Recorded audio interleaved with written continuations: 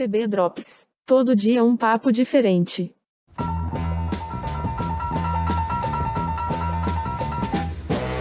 TB Drops no ar, mais um dia. Tudo bem com você?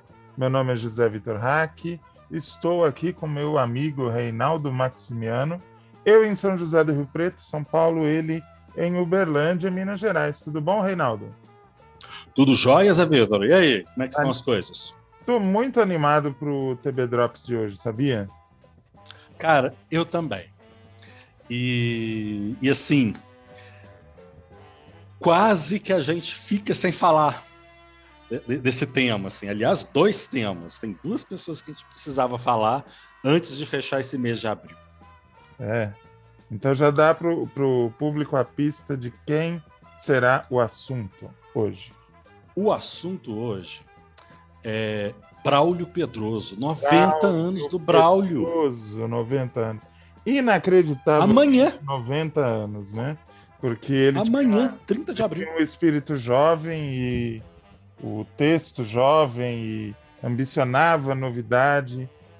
Inimaginável que uma criatura dessa complete 90 anos. E qual Sim. é a outra pessoa que você falou que a gente deveria falar? Meu, a gente estava passando batido, a gente fala de representatividade, a gente levanta a bandeira, a gente fica aqui militando. E dia 25 de abril foi 96 anos da Jeanette Claire. Caramba! Cara, verdade. Tá tudo chegando no centenário, assim. Verdade. Nós vamos gravar um TB Drop sobre Jeanette, com certeza. Não, com certeza. A Maga das Oito, fica aí Sim, fica aí o registro do dia 25 de abril, né? A Maga das Oito, 96 anos. A gente ainda vai preparar um material legal sobre a Jeanette Claire, não só dela, mas também Ivani e tantas outras mulheres da televisão, né? Mas o assunto hoje é o Braulio Pedroso, porque é um nome que está assim na teledramaturgia esquecido. Foi reesquentado uns anos atrás por conta do remake de O Rebu. Sim. Né? Mas a gente vai falar do remake do Rebu e o que vem a ser essa coisa que eles inventaram de fazer. Né? Antes disso, eu queria dizer da minha profunda devoção pela obra do Braulio. É uma das pessoas que eu me interessei logo que eu comecei a estudar teledramaturgia, porque eu achava as novelas dele muito diferentes das outras. Você pegar uma novela da Jeanette Claire e em seguida pegar uma do Braulio Pedroso, parece que são pessoas de outro planeta, né? E, ao mesmo tempo, ele conseguia prender o público, ou seja, ele seguia os cânones do folhetim e tal, mas sempre inovador, inquieto, doido e com as obsessões dele, como é o caso de todo escritor. E eu tenho uma coisa muito pessoal com o Braulio, que é o seguinte, Reinaldo. Os filhos do Braulio Pedroso doaram todo o acervo dele para a Casa de Rui Barbosa. Para quem não sabe, a Casa de Rui Barbosa é um equipamento cultural da cidade do Rio de Janeiro, que, como o nome diz, era a residência de Rui Barbosa. E é lindo, e num anexo bem moderno, junto a essa casa antiga, no bairro de Botafogo, tem caixas de papelão com o acervo de Braulio Pedroso. O que seria o acervo de Braulio Pedroso? Basicamente, capítulos de novela, textos teatrais, projetos, rabiscos e os diários de Braulio Pedroso, de mais ou menos 1983 até o fim da vida. Eu li esses diários e acabei até deixando um pouco de lado a obra que estava nas minhas mãos quando eu fui consultar. Eu fui ler a obra, mas os diários eram tão sensacionais, tão bonitos, tão bem escritos, tão tristes. Era um homem chorando a sua solidão. Eu saí daquele lugar, dos dias em que eu passei mergulhado nisso, não só fã do Braulio, eu saí de lá ligado a ele eternamente. Quando eu falo do Braulio, eu estou falando daquele cara que me contou os maiores segredos da sua vida. Então, uma relação que eu tenho com ele, ainda que seja só da minha parte, de profunda intimidade. Que bonito isso, Zé Vitor, porque assim, é muito raro a gente conseguir ter um contato com um autor de televisão, um contato muito próximo, né? Um contato de amizade, né? Ainda mais um autor que nos deixou tão cedo, né? Sim. Tão profícuo, né? Tão criativo nas temáticas que ele queria abordar e das temáticas que ele abordava. Assim. Porque esses escritos, você já me falou deles anteriormente, eles trazem à cena um lado B dessa personalidade que aparecia na televisão, que as pessoas conheciam, que a gente conhece, da página das revistas, das páginas da internet, né, das páginas dos livros, porque muito daquilo que a gente aprende sobre telenovela, né, quando a gente vai para a pesquisa acadêmica, o Braulio Pedroso vira um capítulo à parte. Exatamente porque ele cria ali, né, o Beto Rockefeller, né, junto com o Cassiano Gabus Mendes. Né? Então, que é a novela que vai tensionar, né, o gênero telenovela no Brasil e consolidar aquela coisa, né, aquele modelo que a gente conhece hoje, que é de novela moderna. Né? Muitos autores vão falar disso, né, desse modelo de telenovela moderna, e que fica ali tendo como um marco Beto Rockefeller. Mas nós sabemos que tivemos muitas outras novelas, até anteriores, até mesmo contemporâneas a Beto Rockefeller, que também estavam nessas experimentações. Né? Braulio Pedroso teve a sorte de viver e estar num meio onde era possível uma pessoa que escrevia apenas para teatro simplesmente ser chamada a escrever uma novela e ponto final. E ponto final, exatamente. Não precisou de milhares de cursos, não precisou ser colaborador de 300 autores, não precisou de pistolão, apenas o seu talento e alguns contatos. Sim. E a passagem dele na televisão, eu estou olhando aqui a cronologia dele, é uma passagem, olha, é uma passagem breve. Né? É uma passagem que começa nos anos 60, atravessa 70 e vai ali metade de 80. Né? Então, assim, nós falamos outro dia do Benedito, falamos outro dia do Lauro César, né? Que são bem longevos, começaram ali também em 60, estão aí conosco até os dias de hoje, queira Deus por mais tempo. Né? Mas que passagem, porque eu estou olhando aqui, nos anos 80, um trabalho que ele fez na Manchete, que era uma delícia de assistir. Eu não sei se você vai lembrar, mas provavelmente vai sim. Que é o Tamanho Família. Tamanho Família eu vi. Era bom mesmo. Que era ele com o Razi, o Geraldo Carneiro e o Falabella, Miguel Falabella. Olha só os talentos, né? Veja só quem estava ali a criação era dele, a direção de criação era dele, do Braulio Pedroso, né?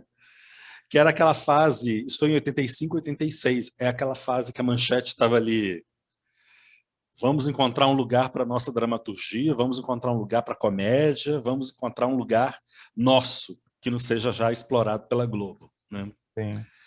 E que era uma coisa que a gente já tinha conhecido, né, da grande família, que era aqueles dilemas do cotidiano de uma família de classe média. Né? Mas ali tinha uma coisa que não havia na grande família, que era uma coisa quase do absurdo.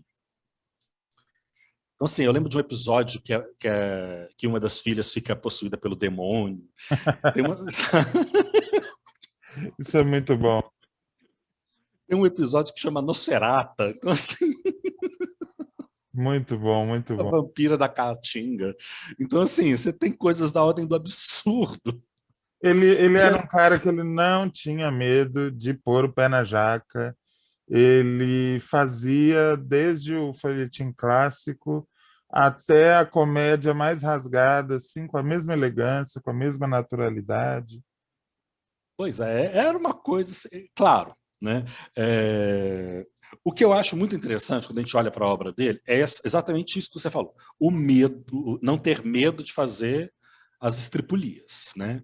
De pirar. Parece que é um cara que pira mesmo. Há uns meses atrás, nós dois começamos a revisitar algumas coisas da obra do Braulio, né? Deliciosamente. Deliciosamente. Muito provocados por conta do remake do Rebu. Sim. Porque no Rebu a gente percebeu, ouvintes, a gente tem né, o Hack e eu, nós temos um grupo, né, no WhatsApp e a gente conversa todos os dias. Exatamente. E não importa o horário, de madrugada, não interessa. A hora que deu insight, fala, né? E a gente estava assim, gente, faltou uma coisa no Rebu, no remake, que está presente no Rebu lá de 74, que era a ironia fina, o deboche, a crítica social, a crítica dos costumes, essa coisa de puxar o tapete da burguesia, de puxar o tapete da classe dominante, de fazer piada com o opressor, né? Exatamente. Porque o mais fácil e o mais tradicional é piada com o oprimido, né? Agora, se meter a fazer piada com o opressor, isso aí é coisa para Monty Python. Eu sei que a gente vai fazer o percurso em ordem cronológica, mas eu não resisto a falar um pouco do remake do Rebu. Eu fiquei muito puto, porque eu li a novela praticamente na íntegra. Tudo que havia na casa de Rui Barbosa para ler, eu li. Faltavam, se não me engano, 3 capítulos. Nossa. Eu li tudo. E quando eu vi no ar aquele remake, foi um choque. Em primeiro lugar, você pega uma novela que a marca dela, ou seja, o DNA dela, o que ficou no público, era o seguinte: uma novela onde não se sabe quem morreu, quem matou e nem por que matou. Era um mistério que tinha 3 faces. Uhum. O remake abre mostrando quem morreu. Uhum. Isso é inacreditável. Você pegar um filme, um livro, uma peça, uma novela, que tem uma marca tão forte, e você destrói essa marca na primeira cena, qual é o sentido disso? Eu li algumas entrevistas do Jorge Moura, que é um autor que eu respeito, assim, olha, o respeito que chega às raízes da veneração. Porque ele é irônico, ele é bem-humorado, ele é tudo de bom. Sim, sim. Mas eu não consigo entender uma pessoa pegar, não sei, por que compra um carro verde se é para pintar de azul no segundo momento? Procure um carro azul. Além disso, todo o tom de O Rebu, que as pessoas assistiram recentemente, é um tom de mistério, drama, romance, um folhetim clássico, digamos assim, né, com o tempero do ritmo de série americana.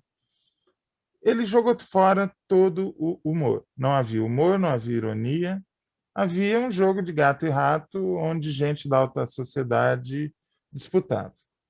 Exato. E não era isso a novela do Braulio Pedroso. A novela do Braulio Pedroso basicamente era uma comédia com lances de suspense que criticava a alta sociedade carioca. Isso tudo sumiu, isso tudo foi solapado. Então eu não entendo para que fazer um remake se é para fazer isso. E encerrando o que eu tenho para falar sobre essa novela, eu fico transtornado de ódio. Eu não consigo realmente diferenciar o que eu vi o que eu vi lá na casa de Rui Barbosa, o original, do que eu vi na televisão no remake. Eu não consigo ter esse distanciamento. Mas eu sei, depois de um tempo que já decantou esse meu ódio pelo que eles fizeram com a novela, que o Rebu é uma boa novela. O Rebu que eles fizeram. Só não é a do Braulio Pedroso. Eu não sei se você compartilha dessa opinião. Eu compartilho da mesma opinião, porque como uma assim, novela inédita, ela é ótima. Como o remake de O Rebu, aquele é péssimo. Eu creio que valeria a pena ter investido numa história inédita, saca? Sim. Mesmo que pegasse o plot da festa com os 24 convidados, mesmo que pegasse esse plot. Mas valeria a pena apostar numa coisa, numa história ou numa abordagem inédita, assim. Eles deveriam ter roubado como artistas. Roubado como artista. Roubado como artista. Mesmo porque não seria nenhuma coisa assim da ordem do inédito, porque remonta muito àquela história da Agatha Christie, né? E não sobrou nenhum. Sim. Então, ok. Sim. Ok, então vamos lá, pega por ali, vai por ali e pira, né? Pira o cabeção e manda ver, né? Uhum. Mas assim, eu lembro muito eu não li os capítulos, né? Como você teve a oportunidade, mas eu tenho o primeiro capítulo, né? Uma parte do primeiro capítulo do Rebô. E que é fortemente amparado na presença do Zimbinski. Então você tem um número grande de cenas do protagonista, ele conversando com o investigador de polícia, né? Sim. E a todo momento isso. Só tem os dois em cena. Parece uma peça de teatro. Ele sentado ali perto da piscina, né? O corpo ali boiando, o policial conversando, e o Zimbinski responde tudo. Você deve lembrar disso? Sim. Na ambiguidade, no duplo sentido. Sim. Aludindo para uma coisa que não está ali. O que, inclusive, demonstra que o Braulio sabia desde o começo quem era o assassino. Sim, sim. Porque era o Edson França. Era o Edson França com Zimbinski. Né? E, então, já sabia desde o início quem era o assassino, já sabia desde o início quem era o morto. Né? Quem foi a pessoa assassinada ali. Né? Mas toda aquela cena, né, do corpo boiando e o delegado ali conversando com o Mahler, né, e, enfim, tentando puxar alguma coisa, e ele escorregadio, né, o Mahler, né, o Zimbinski, escorregadio, um peixe, você não consegue pegar, e sempre soltando uma ironia, uma frase de duplo sentido, respondendo uma pergunta com outra pergunta, é muito habilmente construído. É claro, você tem um ator experimentado ali, que é o Zimbinski, que fez isso aí de braçadas, se divertindo com a coisa toda, né? E um ar meio cinematográfico que lembra muito o Sunset Boulevard, né, que é o Crepúsculo dos Deuses, né? Sim. Então você tem um jogo ali como é que eu vou dizer? De ironia. Você tem um jogo de ironia ali em cena, a direção é do Walter Vancini e do Jardel Mello, né? E que você não encontra no Rebô Remake. Porque me parece muito mais o Rebô Remake. Aí, com todo respeito a todos os profissionais envolvidos no roteiro, na direção, Jorge Moura, o Goldenberg, enfim, todo respeito pelos profissionais. Assim. Mas ali parecia Dallas. Ali parecia uma coisa de sofisticação, mas que é insípida. Você vê que o tom da novela, eu lembro quando a novela estreou, a gente estava fazendo um monitoramento do Twitter da estreia da novela lá na UFMG. E, quer dizer, acompanhando um grupo em São Paulo, né, que estava na Embi Morumbi. E os tweets que as pessoas colocavam, né? E elas comentavam assim, nossa, que novela azul. Quem dirigiu o Rebô? O Rebô foi o Vila Marim. Foi o Zé Luiz Vila Marim. Eu achei, né, como Paulo Silvestre. Quando você falou que a novela era azul, eu já ia jogar o veneno de que com certeza era o Rogério Gomes. Não era o Rogério ele Gomes. Ele fez o Rio de Janeiro azul na novela da Glória Pérez, né? Fez. Essa coisa do filtro é complicada, né, Reinaldo? Até entendi. Ele tinha uma coisa do frio, tinha uma coisa da chuva, tinha uma coisa do gelo, enfim. Tinha uma série de coisas que estavam na narrativa, muito bem montado. Olha, Moura e Goldberg, excelentes roteiristas, eles não precisavam ter tentado se esmerar tanto. Né? A gente já entendeu, o roteiro é bom. A gente já entendeu, a história é boa, o roteiro é bom. Mas não é Rebô. É uma excelente, uma das melhores novelas das 11 que nós tivemos. Sem sombra de dúvida. O Rebô. Não é Rebô. Basicamente isso o resumo. Não é o Rebô. né? Porque faltou ali, acho que principalmente na personagem da Vera Holtz, que permitia determinadas críticas e determinadas ironias, deboches, tal. Faltou. Talvez até pelo número de capítulos, né? Muito enxuta, né?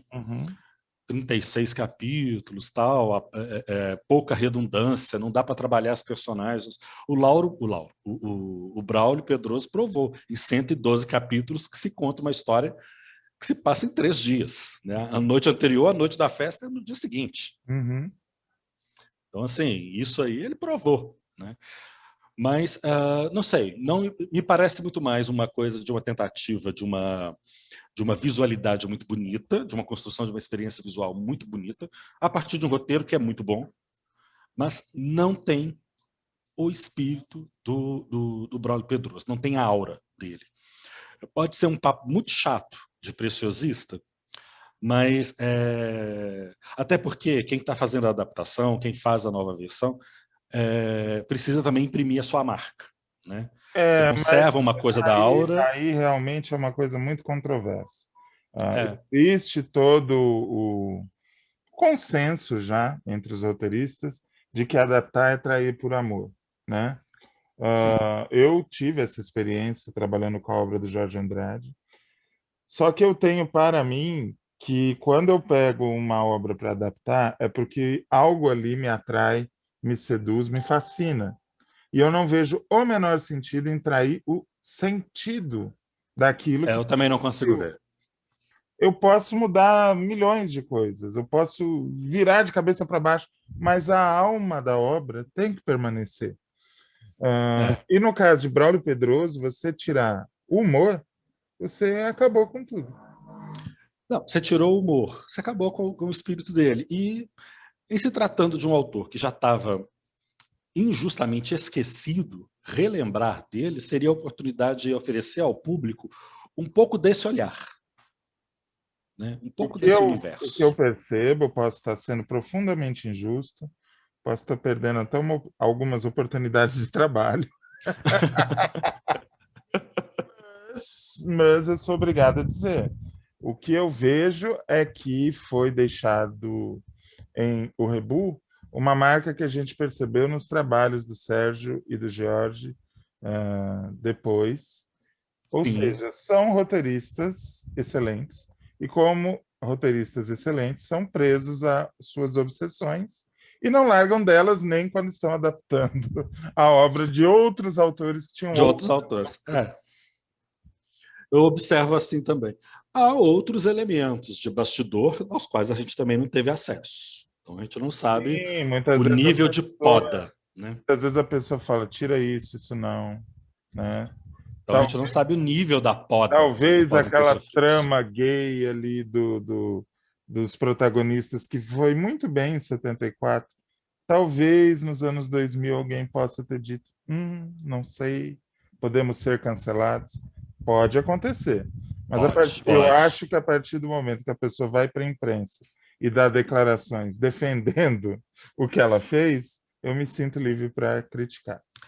Mas também num país em que uma deputada vem a público, né, vai à tribuna para repudiar uma cena de 35 segundos de 2 participantes de reality show que dão um selinho e pulam pelados na piscina, num país que morre 400 mil pessoas, né? Eu acho que dá para entender um pouco o medo do cancelamento, assim, se é que eles tinham esse medo em perspectiva, né? A produção da novela, né? Porque é isso, assim, não tem lógica. É compreensível. Mas, compreensível. Enfim, não estamos aqui para julgar as frustrações sexuais é uma novela muito boa dos políticos brasileiros, né? É uma novela muito boa. O roteiro é muito bom. Boa. Os caras mandaram muito bem na coisa. Porém, o porém que eu colocaria, faltou o Braulio. Faltou o Braulio Pedroso. Agora, quem é Braulio Pedroso?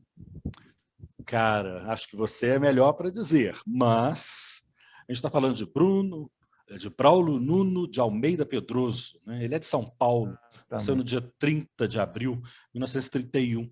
1931, que também já nos deu Benedito Rui Barbosa, né? O mês e o ano, né? do Benedito Barbosa. Se estivesse aí, estava com 90 anos, né? Sim. Bem, ele era um profissional muito ligado a cinema, ligado à direção, trabalhou com crítica, ele escreveu para teatro. Então, a gente está falando de uma, se eu não me engano, se não me falha a memória, ele ganhou mulher.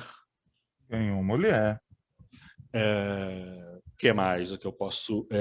Bem, a gente está falando de um cara que vem de uma geração muito insensada do teatro, vem de uma etapa bem específica do modernismo brasileiro, então tem uma perspectiva ali de país, de realidade social, e ele vem também nessa levada do surgimento, né, da aventura, surgimento não, mas da aventura de implantação da telenovela no Brasil, da televisão do Brasil e da telenovela no Brasil, né? Sem dúvida. E vai cair ali, quer dizer, né, sua primeira obra aí, né, na televisão, né, Beto Rockefeller, lá em 60, né, primeira novela ali, né, que vai exatamente chutar a estrutura padrão das telenovelas que nós conhecíamos naquela época, décadas de 50 e 60. Como diria a mulher com dislexia, é a novela que vai chupar o pau da barraca, né? Vai chupar o pau da barraca, vai botar para quebrar, vai quebrar o barraco. Uma coisa muito importante a falar do Braulio, e que diz muito sobre quem é esse homem, e talvez o porquê dessa imaginação tão delirante, é o fato de que o Braulio era portador de uma doença chamada espondilite anquilosante. Isso. Muita gente confunde essa doença com outras e tal, porque ela tem um apelido popular chamado ossos de vidro. Uhum. Ou seja, existe lá uma enfermidade, não, uma condição que eu não sei explicar, que eu faltei essa aula, mas que deixa os ossos da pessoa extremamente frágeis. Uhum. E quando seus ossos são extremamente frágeis, você tem seguidas fraturas, e uma fratura num osso muito importante pode, inclusive, te matar. E, por causa disso, muitas vezes ele passou meses de cama, não podia usar o travesseiro, então, assim, o corpo chapado naquele colchão, olhando para o teto. Uhum. Meses, meses, meses. Isso forjou uma personalidade interessante, porque ele aprendeu a viver sem necessitar muito do corpo, ou seja, era um homem arguto, um homem que sabia argumentar, sabia conquistar uma mulher na lábia, muito sedutor para amigos, mulheres e tudo mais. E absolutamente fascinante quando botava os dedos na máquina de escrever. Porque o mundo interior dessa pessoa, que não pode se mover, é outro, né? É outro, é completamente diferente. Essa cena que você me descreve, da pessoa que fica deitada, olhando para o teto, me lembra uma sequência que aparece em Beto Rockefeller, que é do Luiz Gustavo, deitado na cama, se eu não me engano, ele está deitado exatamente assim como você descreveu, e olhando para o teto. Na verdade, ele não está nem olhando para o teto, ele está tendo um pesadelo por conta de uma corrida de moto que ele vai disputar no dia seguinte. Então, eu sei do que e a motocicleta aparece girando em cima dele. Realmente. Literalmente. Realmente.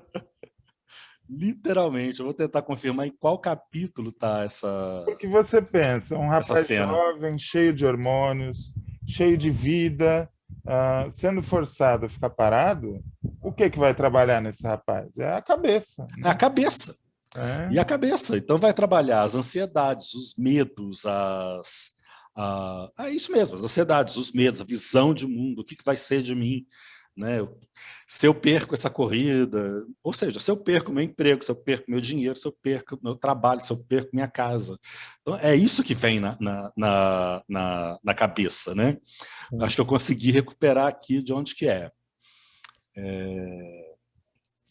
Infelizmente, não, ele está usando sim um travesseiro, ele está deitado, mas é um travesseiro bem baixinho, ele está deitado muito reto, e eu devo estar falando do capítulo 32 da novela, que é um dos poucos capítulos que sobraram de Beto Rockefeller, né?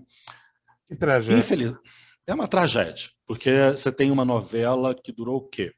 Praticamente um ano no ar, 4 de novembro de 68 a 30 de novembro de 69, 230 capítulos. Uhum. Então, assim, desse universo de 230 capítulos, o que sobrou? 5. Meu Deus. Mais um extrato, mais um pedaço. Eu estou falando isso citando a Biblioteca de Conteúdos Culturais da Cinemateca de São Paulo, que fez a restauração do acervo da Tupi. Né? Com certeza. Então, são 5 capítulos que eles digitalizaram e disponibilizaram gratuitamente. Mais um extrato, né, um excerto de um capítulo não identificado, que não dá para saber se é do início, se é do meio, se é mais para o final. É um extrato, né, um excerto não identificado. A gente está aqui. Cinemateca que hoje está fechada. Oi? A gente está aqui lamentando o fato de existirem apenas 5 capítulos dessa novela, mas se a gente levar em consideração que existem novelas dos anos 80, vou citar apenas um exemplo: O Amor é Nosso, né? Que já, mesmo sendo um fracasso, valeria por ser talvez a última novela do Roberto Freire, né, na televisão. Não existe registro dessa novela numa empresa privada como a TV Globo, que deveria cuidar melhor do seu acervo, né? O fato de existirem ainda 5 capítulos de Beto Rockefeller talvez não seja tão ruim como a gente falou, né? Não é. Até porque eu fiz um vídeo na época que a novela completou 50 anos, né? E estava explicando isso. Aliás, corrigindo. A cena do pesadelo com a moto é no capítulo 72. É bem... Né?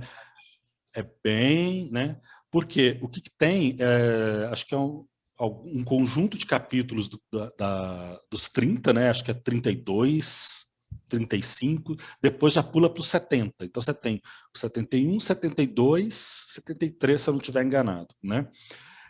Esses 3 capítulos dá para a gente acompanhar, por exemplo, um evento. Né? Um evento narrativo inteiro. A aposta da corrida, o pesadelo com a corrida e a corrida em si. Né? Então dá para a gente acompanhar um evento todinho, né? Com início, meio e fim. Para a gente, para nós pesquisadores, isso é que é importante. A gente precisa acompanhar um determinado arco para avaliar a progressão da personagem, da história e tal. Eu opto por fazer isso na microestrutura. Então eu faço isso no desenvolvimento de eventos, que pode durar um capítulo, 2 ou 3, até mais do que isso. Né? No caso do Rebu, seria o inferno, né? Porque teria que trabalhar com 100. Pois é. Mas, assim,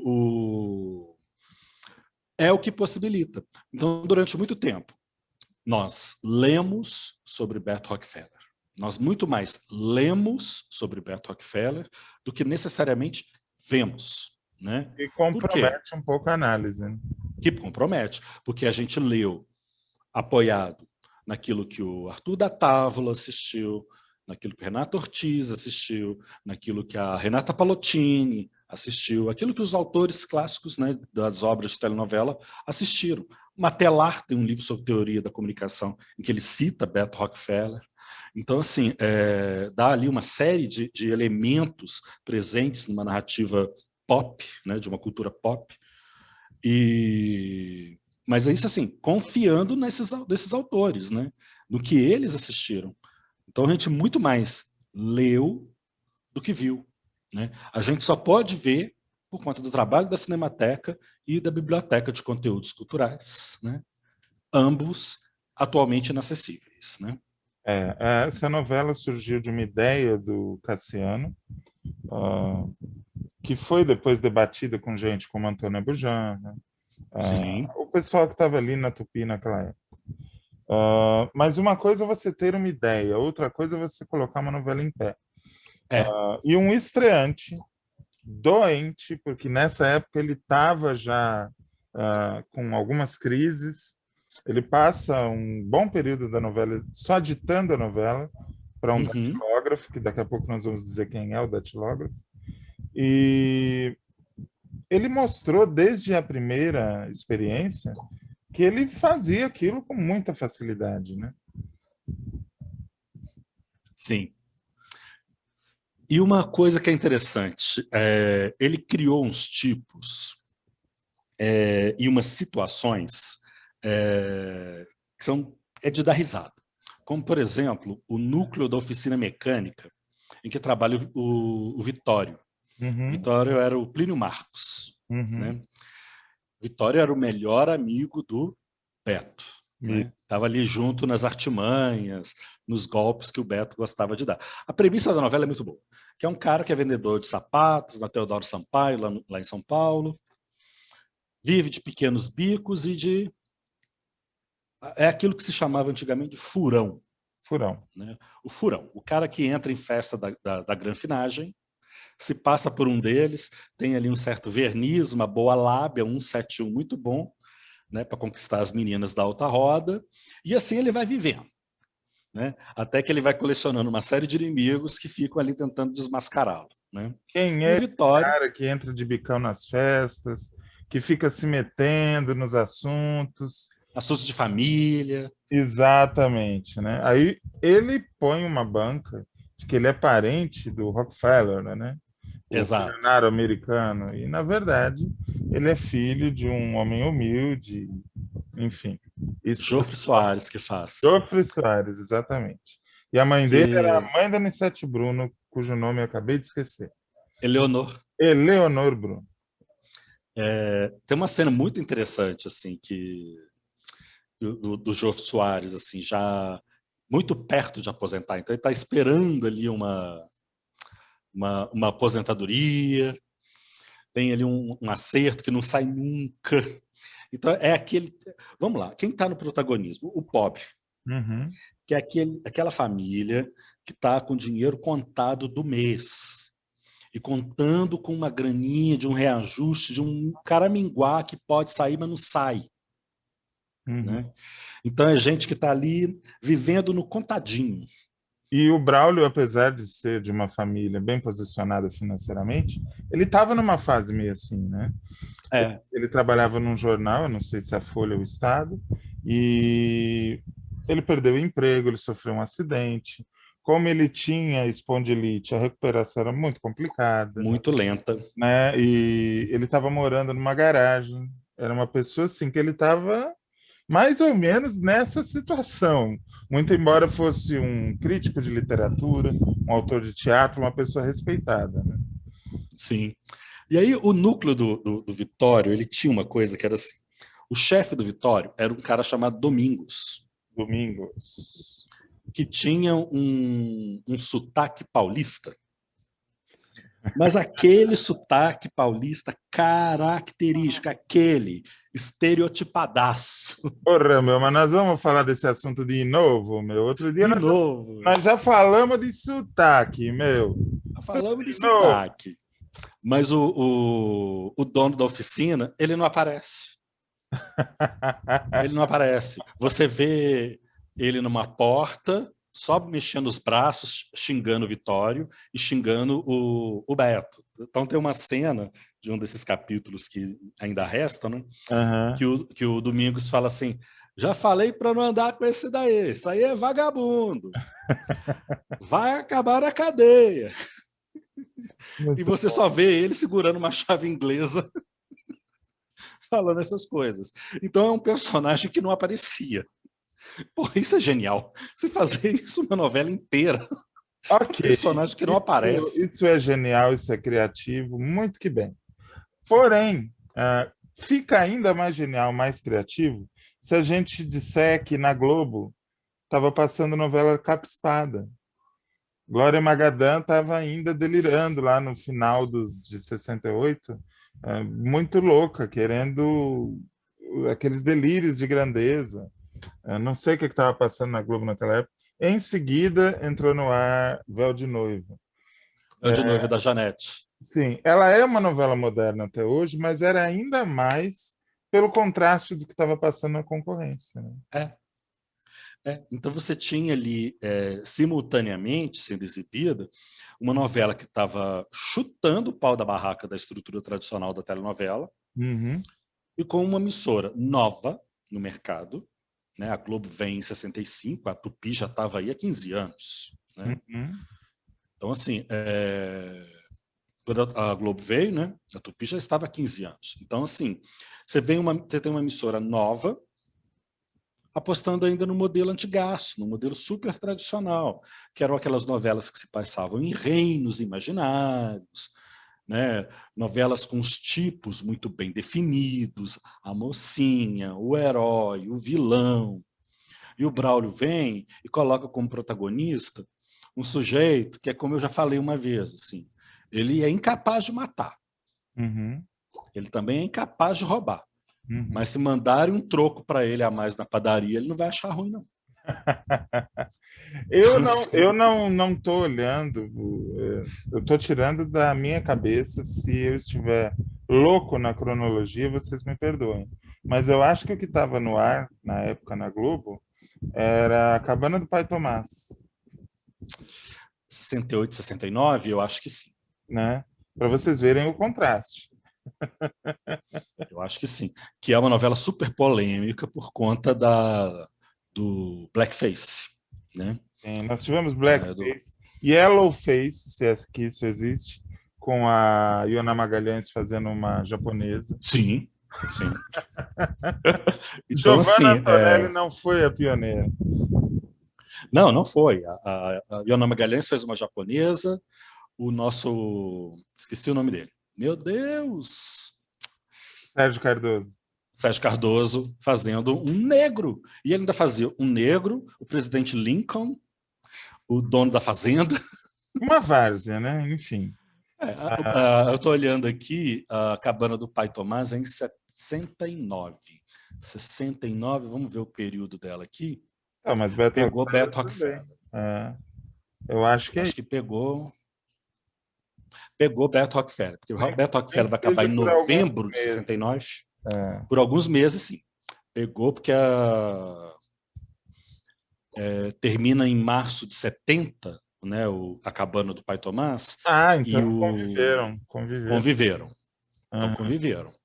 Mas você tinha curiosidade, desculpe te interromper. Não, tranquilo. Sobre o elenco de Beto Rockefeller, é sobre o porquê deles escalarem o Plínio Marcos, você sabe, né?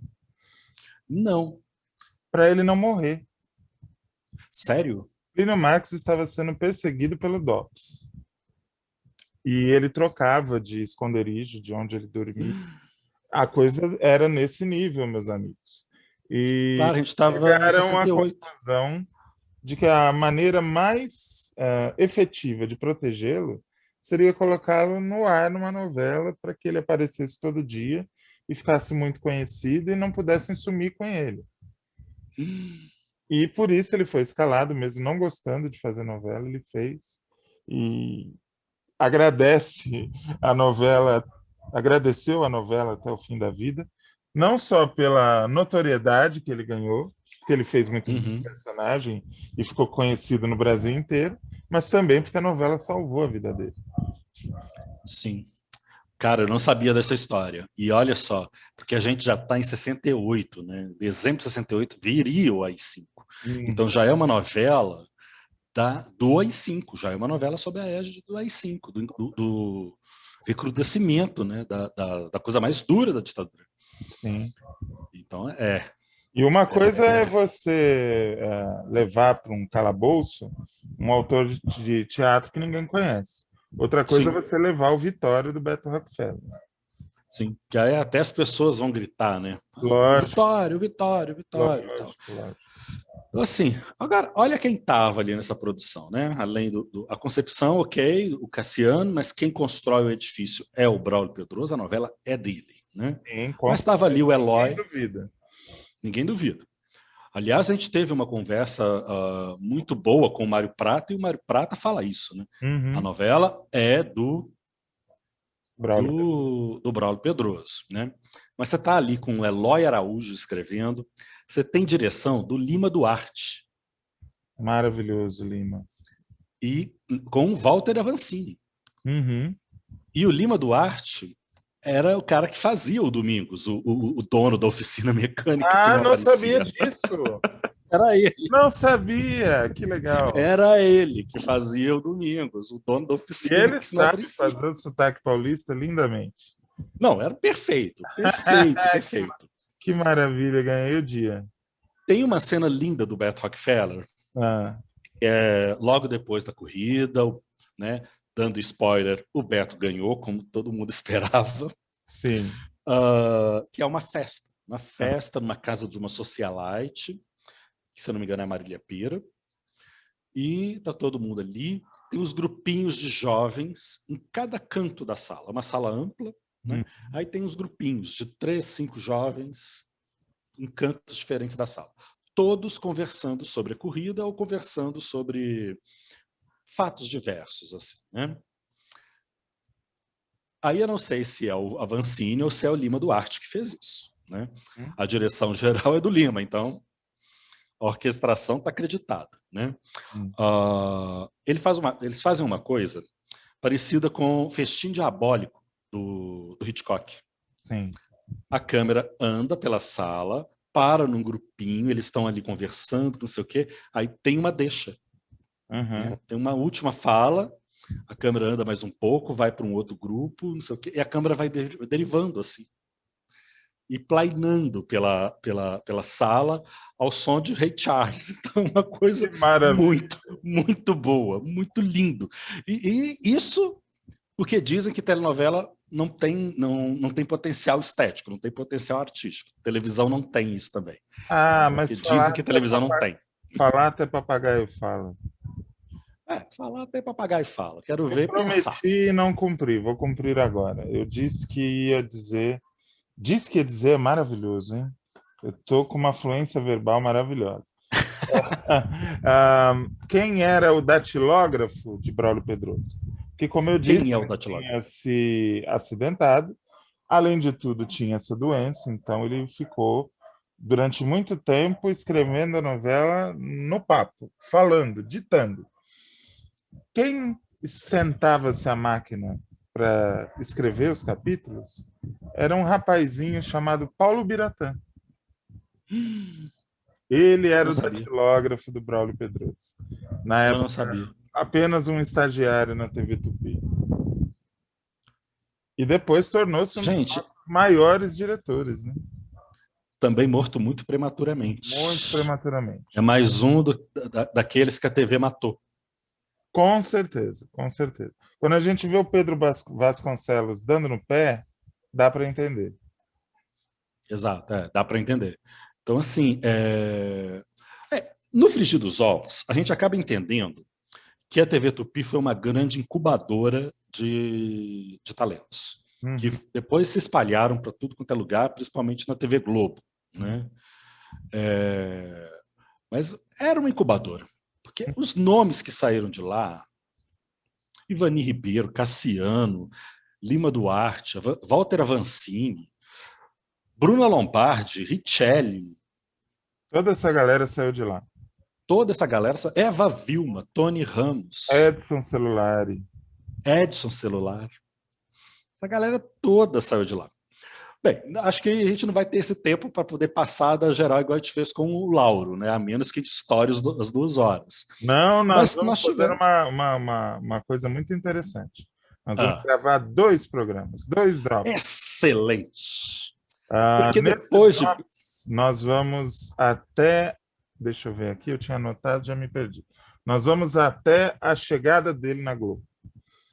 Perfeito, perfeito. Porque nós vamos ter uma série de tentativas de... Hoje o verbo seria emular, né? De repetir o sucesso do Beto Rockefeller, né? Repetir a fórmula, né? Então você vai ter... E é engraçado que isso não foi só com o Braulio Pedroso, isso foi com outros autores. Então, por exemplo, você tem uma novela na Tupi que é o Bellamy,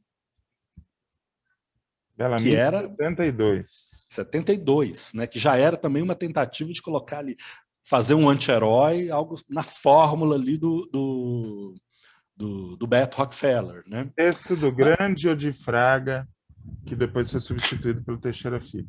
Exato, exatamente. Bem, na sequência da Tupi, ele vai escrever com Marcos Rey, que é um outro autor que a gente precisa anotar na nossa agenda, né? Precisamos falar de Marcos Rey, já está o Dionísio Azevedo, né? Então ele faz o Superplá, né? Que eu adoro. Eu adoro na Tupi. Eu adoro esse plot, eu adoro, Muito legal. adoro. É simplesmente um cara babaca que, quando ele toma um Guaraná chamado Superplá, ele fica joia, ele fica legal.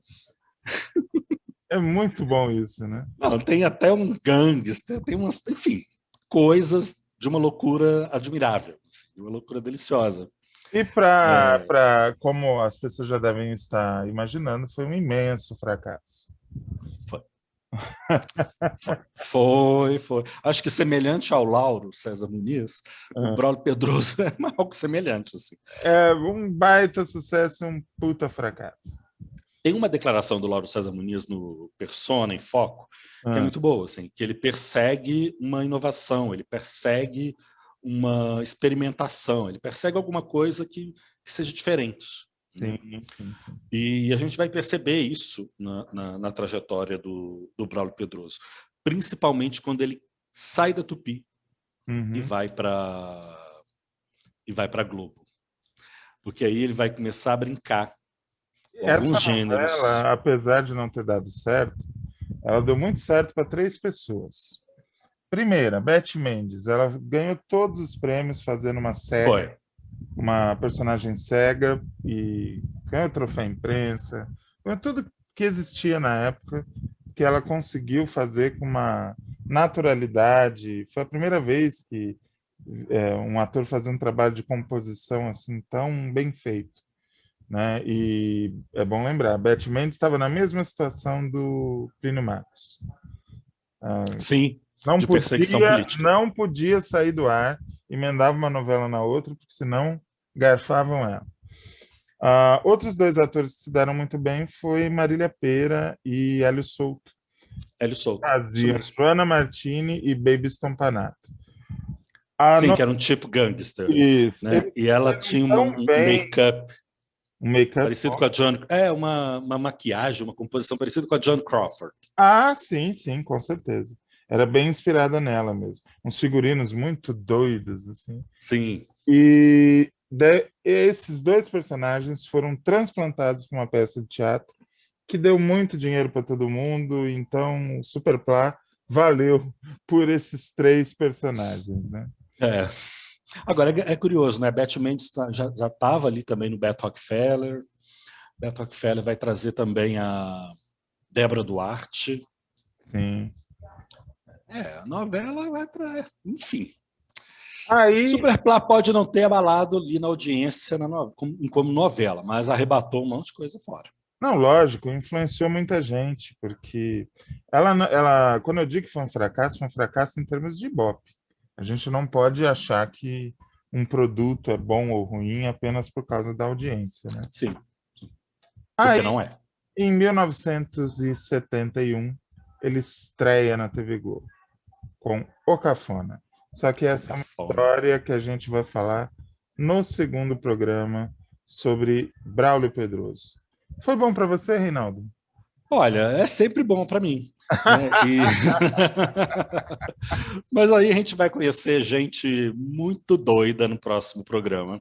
No próximo programa vamos falar dessa galera dodói. Mas é uma galera que é assim... eu não tenho papa na língua, né? Eu não tenho freio na língua. Não. Então você tem uma coisa que a gente percebe nas personagens do Braulio Pedroso, que é assim, e existe isso até hoje. A pessoa ela pode ser meio fudida, fudida e fudida e meia. Então a gente vai conhecer semana que vem gente como Shirley Sexy, gente como Stanislava Grotowiska. Que mulher maravilhosa! Como Bubi Mariano. Bubi Mariano.